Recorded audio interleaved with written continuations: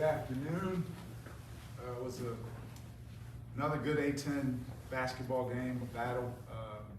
Our guys competed, they executed the game plan. We had to adjust midway third because they kind of were getting us stretched out a little bit and started making some threes. We know they're an incredible offensive team. It's what they really excel at. We wanted to make this a defensive game as much as we could, not get caught. And they've won, and they've had some great wins. Rutgers, Penn State, Harvard, I think we beat a team that is going to win some games the rest of the season, especially when they get Fernandez back, who was an incredible talent. UMass shot 30% roughly from the field and from three-point. What did you feel that your team did so well defensively? Our group did a really good job locking in each possession to knowing that we just wanted that stop.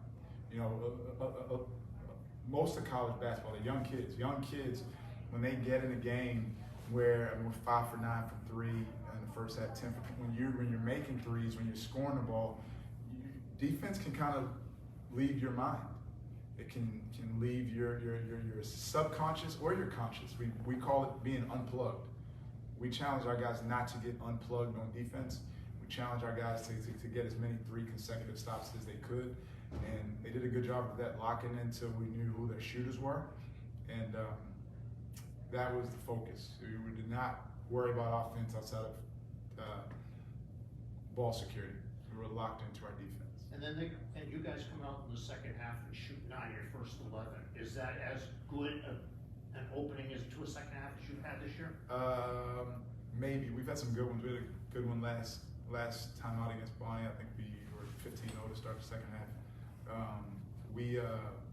Again, sometimes, man, basketball's funny like that. It's a byproduct. When you focus in on defense, it aids your offense. And it's numerically, it's statistically accurate. When your offense is better after you get stops because the defense is in transition as opposed to taking the ball out the net and the defense is set. So we were locked in this game on getting stops, and that's what we're going to be as a program. We're not going to get caught up in offensive battles. We want to be a team that can hang our hats on defense every single night because that can travel. It can travel with you. With Noah Fernandez out, is Rich Kelly, just for his known range and his three-point shooting percentage, is he the guy that you kind of key in on to make sure that he doesn't get going? Yeah, absolutely. I mean, it's tough on him. It's tough on him to be the point guard and be as good of a scorer, as talented a scorer as he is, and facilitator, creator. He 2 assists, but yeah, it's tough. It's tough. We absolutely keyed in on him and wanted to try to limit his impact. How do you feel like your team responded to John Shadaro being on the bench as much as he was with the fouls? I thought they responded really well. Down the stretch, we were getting, I think the score was 60-40 with the group out there. We haven't played much. Blake Jones, Otis Frazier, Jamal Hartwell. They weren't scoring, but we were still getting stops. I was at the University of Colorado, and Coach Tad Boyle, he used to do a drill. He'd give a team a lead, and on their offensive basket, he'd put a defensive rebounding bubble on that basket. So they couldn't score, but they still had to try to win the game. And we maintained our lead when it got to 20 because our guys were guarding. We got some practice at GW playing without Josh, so our staff kind of had a good feel offensively what we wanted to do to kind of keep the ball moving and the flow going, but the defense never changes. I went to CSU, so you guys did that to us a couple times too. Pardon? I went to CSU, I'm sure you guys did that to us a couple times too. Nice. 4 straight wins against the premier A-10 competition. What has sort of been the defining characteristic of this win streak for you guys? It's doubling and tripling down on what our program is. We want to be tough, competitive, hardworking, and humble. And it's about resetting after every game, win or loss. I mean, there's a loss in there, and it was a humbling loss. And for us to bounce back, and we're starting to play better. That's what it is. We have a great group of guys, and we weren't perfect tonight, especially down the stretch. I think they finished with a 10. They finished with a bit of a run. They finished with a 9-0 run. And so there's room for improvement always. What have you learned writ large about the A-10? I love the league. I love the A-10. It's a basketball league. I grew up watching the A-10 in the Big East. I went to Missouri, Big 12, and I've worked in the Pac-12 and these football conferences. I love that it's a basketball league and the support I try to stay off Twitter in season, but it's A10 Twitter is a lot like NBA Twitter. Like, you know, it's really good fans, good fan bases, and great history. I didn't think of it until I walked in this room and I saw that. I thought of the Calipari and Cheney interaction, if you want to call it that. You said you made an adjustment a little after halftime when UMass started making some threes. What was the adjustment that you said? Before halftime, quite a bit, Sorry, maybe before. 5 minutes, 5 or 6, maybe 7. They had 19 points with 11 minutes to go. We started to just switch all their on-ball screening action to keep us out of rotations because so many good shooters on the court. We end up tagging and long closeouts after long closeouts. It's not ideal. When you have a team that shoots the ball so well from three, what were the key kind of things you were emphasizing beforehand to the team coming into this game? You talking about us or them? Or for UMass, when you have a team that's shooting, They can shoot. that they can shoot. Yeah, I mean it's our the focus and being locked in and plugged in on the defense. It starts in transition and first and foremost trying to identify the shooters, and there's a lot of them.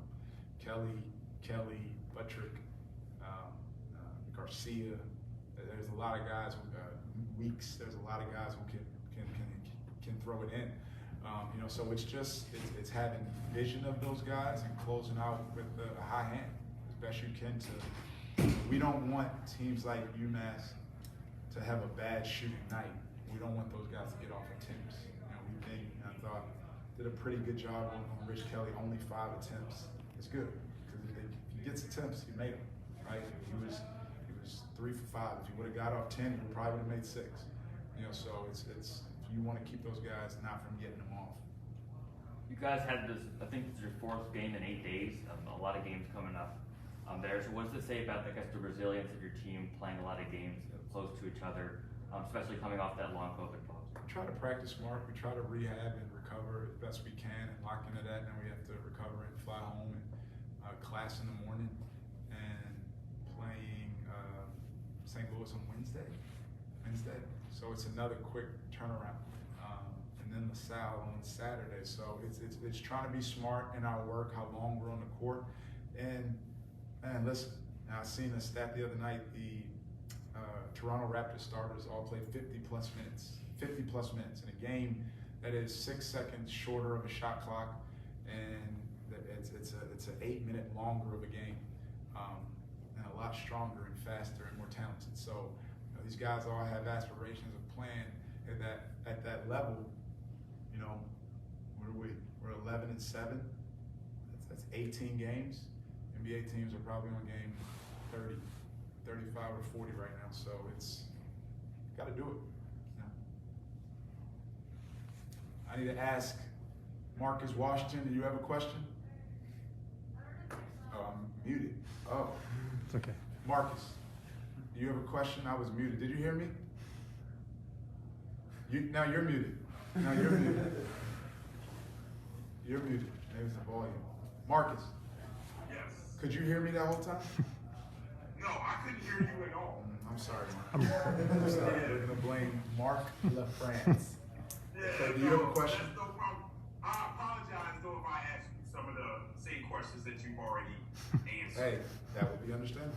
No, I wanted to go back to the first half where you got a really good contribution from Otis Frazier and Malik. Can you just talk about how your bench is always sort of prepared in moments that really, really count? Well, when they don't play in games, we try to make games in practice. If it's a quick turnaround like we had last week, our main guys didn't get much live bone-on-bone reps in practice, but those guys were in a 3-on-3 game, 4-on-4 full court, because at the end of the day, your number's going to be called. And I thought Otis's production was stupendous. He was plus 18. Otis Frazier was plus 18 when he was in the game. That's incredible, especially after I think 2 or 3 straight DNPs. Malik is growing. He made some great post moves that he's been working on. So really proud of those guys. Jamal Hartwell as well. He was plus 7 in his 8 minutes with some pretty good looks. One went halfway down. Talk about Ticket and his patience. It just seems like he's so efficient and he waits for the ball to get here to him. He doesn't hunt shots. It seems like he always has a lot of space in front of him to make a positive play. Talk about his development and being that patient to let the ball find them? Yeah, he's played a lot of basketball, you know, in the last, 2 years at Tennessee against some really good players. And, he's prepared for this moment. And I know 33 minutes, I know I sat him there at the end. I don't like when he's not on the court. I really like having him out there. So, he's obviously his impact defensively is great, his rebounds and his deflections, and he can guard multiple positions. But his offensive game as well. I think Tick is an incredibly talented player, and I think he's only scratching the surface. You talk about standards a lot, and you brought up your defense, with the exception of a little stretch early in that first half where UMass was shooting the ball kind of well. It seemed like your defense really traveled very, very well. Talk about how you guys kept that standard today on the road. Offensively, your ball security should travel. Offensively, your shot selection needs to travel. Hopefully, your free throws travel. But defense is something that can be with you anywhere. It should be with you anywhere. It packs well in a suitcase. And we've had some good road wins this season. Maryland, Georgia, both of which our defense was the difference.